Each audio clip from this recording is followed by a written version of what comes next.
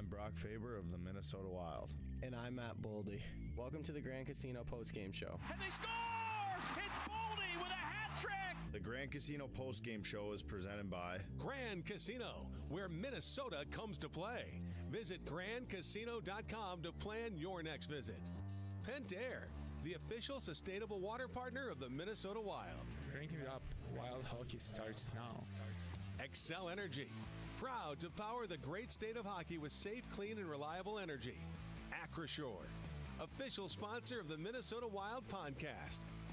And by Tria Orthopedics. With Tria by your side, your body can do amazing things. Johansson, step three, Faber's in alone, he scores!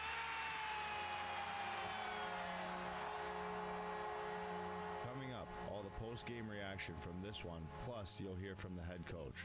And now, from the Bob Kurtz Radio Center, here's Kevin Fallness. Hughes will take the puck back in the Wild zone. The Toronto Maple Leafs get just their second win after the Olympic break. It's back-to-back 4-2 home ice losses for Minnesota. The Rangers yesterday, the Maple Leafs today. And despite a furious rally in the third for the Wild, they're now winless in the final three games of this homestand. An 0-2-1 stretch as they'll get ready for a home-and-home with the Chicago Blackhawks beginning Tuesday in Chicago. I tell you what, when we listen to John Hines' post-game comments, I've got visual of him in that press conference room. And I'm going to look for a red circle right in the middle of his forehead where he's been beating his head against the wall. It's got to be a frustrated coaching staff as they watch this team drop three straight to the Flyers, Rangers, and the Maple Leafs. Three of the bottom five teams in the Eastern Conference. Wild dropped three straight to wrap up this four-game homestand. Welcome to the postgame show. Kevin Fallness downstairs in the Bob Kurtz Radio Center, upstairs in the Al Shaver press box. Tom Reed also beating his head against the wall as he tries to figure out what's going on with his team. Tom, at one point, they're world beaters. Now they can't get away from the bottom feeders in the Eastern Conference. What gives? Yeah, you're right, Kevin. As I've said time and time again, it's hard to pick a winner in the NHL today because the teams are so, because of the salary cap, the parity is so close between these teams. There's not much difference, but you come into a game like this and you think it's going to be a walk in the park because you got some low end teams right now that Minnesota should beat, and they should.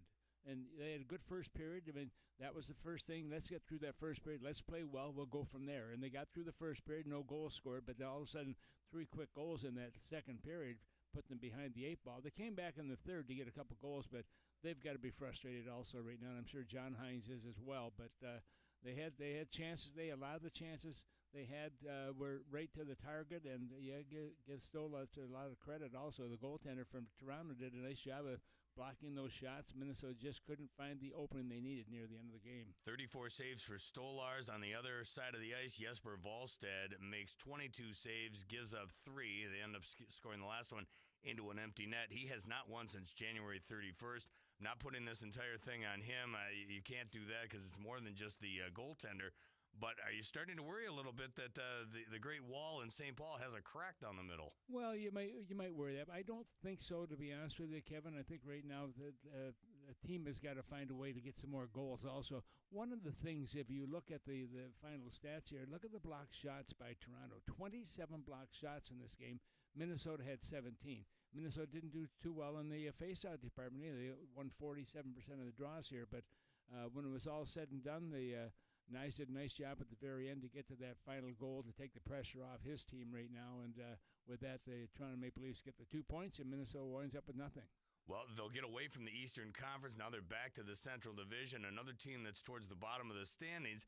Typically, that would be a good thing. But the way the Wild have struggled against teams in the lower echelon of the National Hockey League, maybe that's cause for concern. But it's always fun to have a home-and-home with the Chicago Blackhawks, and you get to do that on two back-to-back occasions starting Tuesday at the United Center. Yeah, and you look at Chicago coming into the game tonight, they had 61 points. Minnesota has 88 points. So you think, well, this should be a walk in the park. It's not going to be a walk in the park. I can tell you, playing in Chicago in that stadium is a tough building to play in, and we'll see what happens here with Minnesota in a couple of days. And going back-to-back should be very interesting. Should be fun. And by the way, March 17th, that's St. Patrick's Day. Wild will be in Chicago, but I know there's going to be some fun things happening at Tom Reed's Hockey City Pub for St. Patrick's Day. Yes, there will be. We'll have plenty of food and beverage and everything else to enjoy. We had a good day yesterday with the Lucky Palooza days, and hopefully that'll carry into St. Patrick's Day as well. But if there's one thing that I've learned, if you want green beer, don't go to Tom Reed's Hockey City Pub.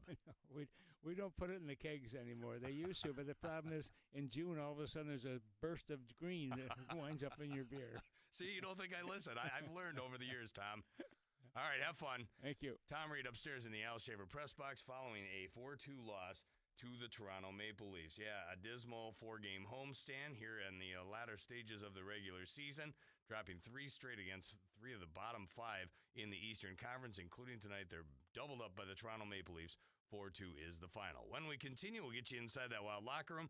We'll hear from John Hines with his post-game comments and more. You're listening to Wild Hockey, presented by Grand Casino.